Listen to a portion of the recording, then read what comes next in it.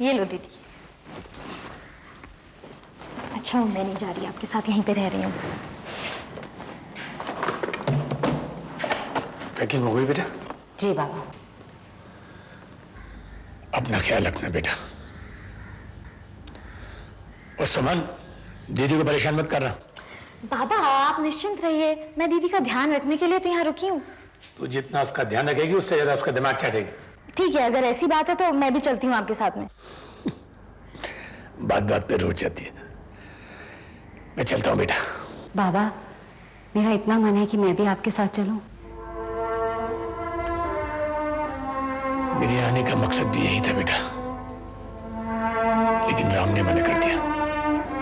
लेकिन तू परेशान क्यों हो रही है? जैसे घर के हालात ठीक हो जाए तो मेरे को फोन कर देना, मैं खुद आ जाऊंगा तुझे लेने के लिए। समझ गई ना? खैर आराम से मिल के आता हूं।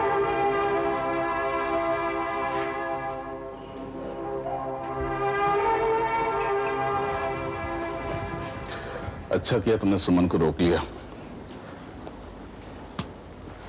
वरना ऐसे हालत में कुसुम को दया का जाना ज्यादा खराब लगता।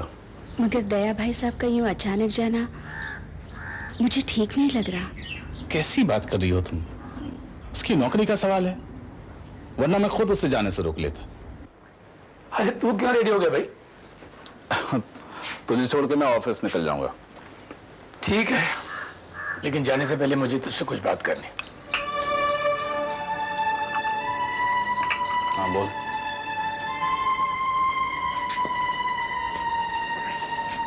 देख रहा हूं समस्याएं आदमी में गुस्सा और झुंझलाहट पैदा करती है,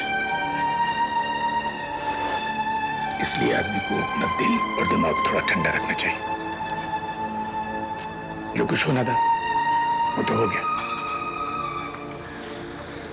अगर आदमी अपने गुस्से पर काबू पा लेना तो कोई ना कोई राह जरूर निकल आती है। हाँ,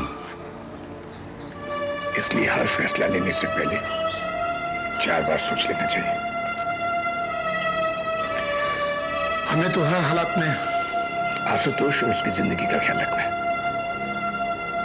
इसलिए ये डिवोर्स वाली बात आशुतोष को नहीं पता लगनी चाहिए। समझा तू? ठीक है। भाभी आप भी इस बात का ख्याल रखना। नमस्ते दीजिए। तो जा रहा है बेटा? हाँ दीजिए। थोड़े दिन और रुक जाता तो अच्छा रहता ना। राम की हिम्मत बढ़ गई थी तेरे आने से बेटा। क्या करूं दीदी, मन तो मेरा भी नहीं कर रहा जाने का, लेकिन नौकरी का सवाल है। ठीक है, जाते ही फोन कर देना, चिंता बनी रहेगी ना। आप चिंता मत करें, मैं फोन कर। सुखी। अच्छा भाभी। अपना ख्याल रखिएगा भाई साहब। हाँ भाभी।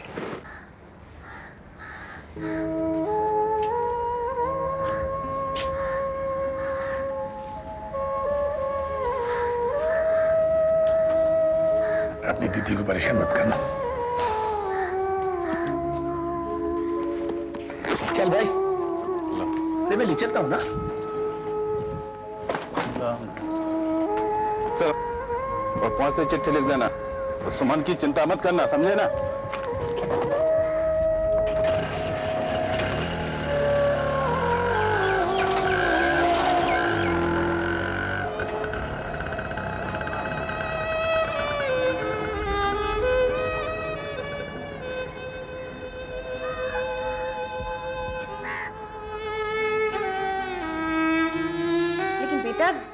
तू समझता क्यों नहीं है?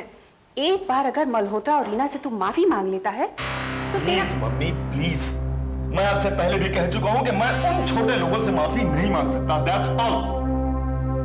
जी, तो फिर तू ये भी समझ ले कि तेरे डैडी को कभी इस बात का विश्वास नहीं होगा कि तू सुधर गया, और हमें एक एक पैसे का मोहताज बनकर रहना पड़ेगा। हाँ, एक एक पैसे का। आपको तो मेरी इज्जत की बिल्कुल फिक्र नहीं है। आप तो बस ये चाहती है कि मैं उन छोटे लोगों से माफी मांगकर अपनी खुद की नजर में गिर जाऊं। अरे लेकिन अगर तू उनसे माफी मांग लेता है तो तू ये क्यों नहीं समझता कि तू अपनी डैडी की नजरों में कितना ऊंचा उठ जाएगा। और इस वक्त उन्हें अपने विश्वास में लेना बहुत जरूरी है बेटा। हम जिस राह पे चल रहे हैं ना, वो गलत तो है, लेकिन दूसरों को इस बात का एहसास नहीं होना चाहिए कि हम जो कर रहे हैं वो गलत है।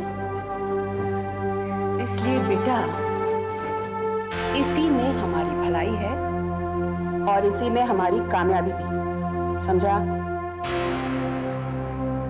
ठीक।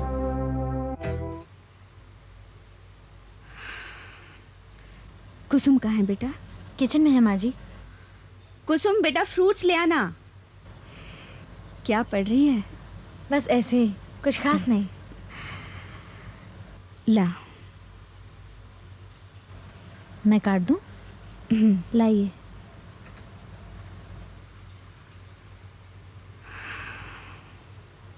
माँ जी, माँ जी, मैं सोच रही थी कि इससे पहले कि आशुतोष को तलाक के बारे में मालूम हो, आप एक बार अरुणा आंटी से मिल क्यों नहीं आती? मैं भी ऐसा ही कुछ सोच रही थी कुसुम। एक बात बता बेटा, तुझे क्या लगता है सरिता ने अपनी खुशी से डाइवोर्स पेपर पर साइन किए होंगे? नहीं, उसे डाइवोर्स पेपर्स पर साइन करने के लिए जरूर उसके पापा ने मजबूर किया होगा। माँ जी, अगर हम वहां जाएंगे हमें साफ साफ बात मालूम हो जाएगी। हाँ, मुझे वहां जाना चाहिए कुसुम।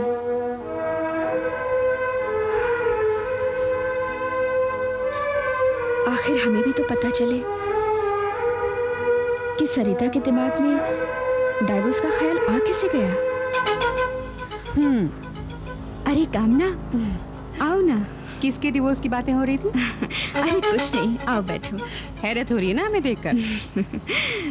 बैठो। नमस्ते। नमस्ते। बेटा, कामना जी के लिए चाय लिया। बेटा, शक्कर थोड़ी कम डाल। लाइए माँ जी। कैसी हो? ठीक हूँ। किसके डिवोर्स की बातें हो रही थी? अरे वो सुमन अपनी सहेली के बारे में बता रही थी। कह रही थी कि अभी उसकी नई नई शादी हुई है और हस्बैंड से पट नहीं रही है। हस्बैंड उससे डिवोर्स चाहता है। ये तो बहुत बुरी बात है ना। खैर, हम तो तुमसे ये पूछने आए थे कि राम किशोर जी को हमारे ऑफिस में कोई तकलीफ तो नहीं है ना? अरे नहीं, कैसी बातें कर रही हो?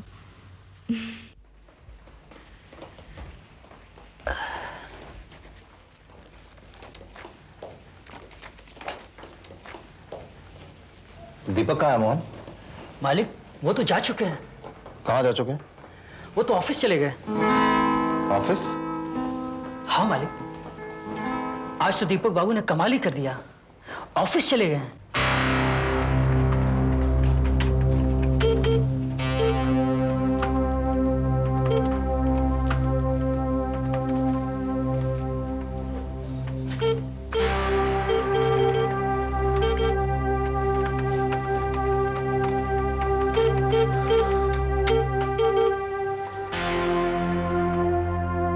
मल्होत्रा साहब,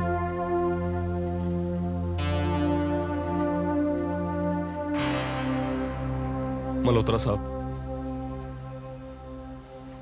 उस दिन जो मैंने बदतमीजी की आपसे, मैं उसके लिए माफी चाहता हूं। कोई बात नहीं बेटा। मैं सचमुच बहुत शर्मिंदा हूं मल्होत्रा साहब। I am very sorry. बेटे, गलती तो हर इंसान से होती है, लेकिन अपनी गलती का एहसास करना और उसे मानना ही इंसानियत है। मल्होत्रा साहब, उस दिन मैंने रीना जी के साथ भी मिसबिहेव किया था। मैं उनसे भी माफी मांग कर आता हूं।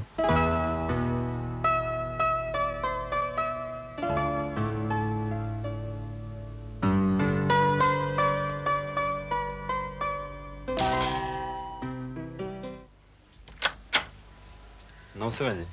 अरुणा कहाँ है? हाँ, आप बैठिए, मैं बुलाता हूँ। मैं यहाँ बैठने नहीं आई हूँ, मुझे अरुणा से बात करनी है। क्या बात है बहन? अरुणा, अरुणा, अरुणा। सब ठीक है ना? अरे कमला, तुम? अच्छा किया जो तुम आ गए। हमने तो हमेशा ही अच्छा किया है अरुणा, लेकिन तुम लोगों ने ये अच्छा नहीं किया। कितनी मुश्किलों से ये रिश्ता तय किया था। क्या इसलिए तय किया था कि बाद में इस रिश्ते में तलाक हो? कमला, तुम गुस्से में हो। आराम से बैठो, मैं तुम्हें समझाती हूँ।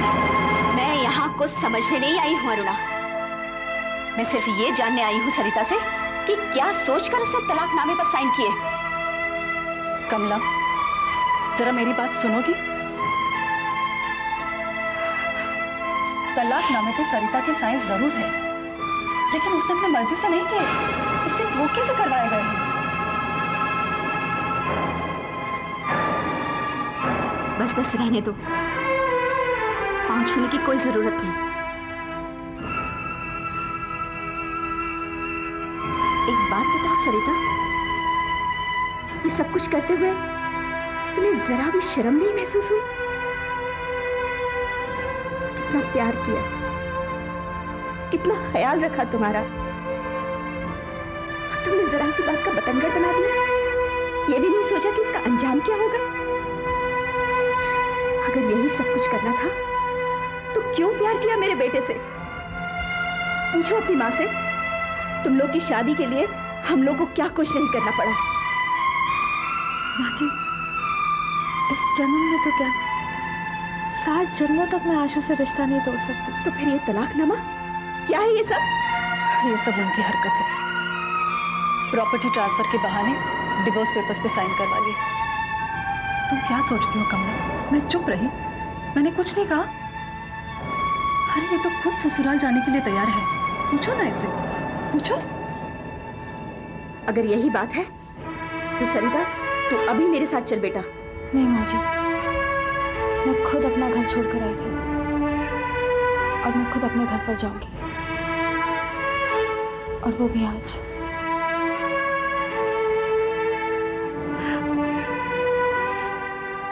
क्या?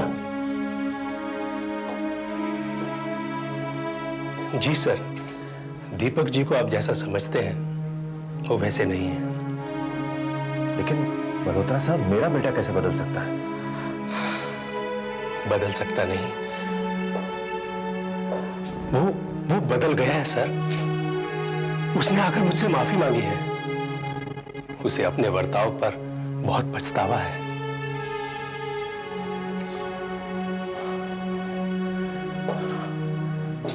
सर, कौन सा इंसान कब, कहां और किस वक्त बदल जाए कोई नहीं जानता।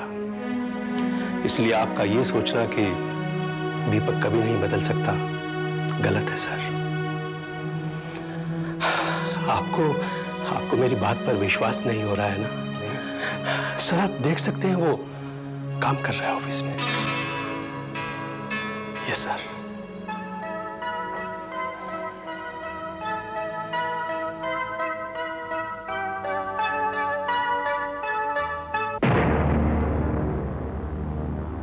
झूठ बोलना तो उन लोगों का धर्म है कामना जी।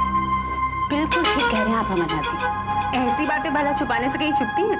अब थोड़ी दिनों में जब सारी बातें आ जाएंगी सबके सामने तो। कामना जी, हम तो चाहते ही हैं कि हमारी बेटी को जल्द से जल्द छुटकारा मिले। बस एक बार आशुतोष उन डिवोर्स पेपर्स पर साइन कर। लेकिन अमरनाथ जी, अगर आशुतोष ने इनकार कर दिया साइन करने से तो? अगर उसने इनकार कर दिया तो हमारा वकील कोई और तरीका ढूंढ निकालेगा। वैसे इसके बारे में मैं अपने वकील से बात करूंगा।